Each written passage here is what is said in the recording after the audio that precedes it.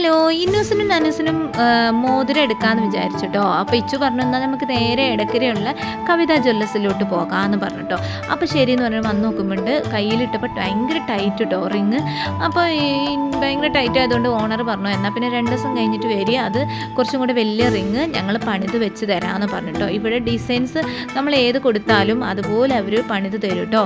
അടിപൊളിയാണ്. അപ്പോൾ എന്തായാലും പോയതല്ലേ എന്ന് പറഞ്ഞിട്ട് എനിക്കൊരു മിന്നും പിന്നെ മൂക്കുത്തിയും അച്ചായി സർപ്രൈസായിട്ട് വാങ്ങി തന്നിട്ടോ. ഭയങ്കര സർപ്രൈസായി.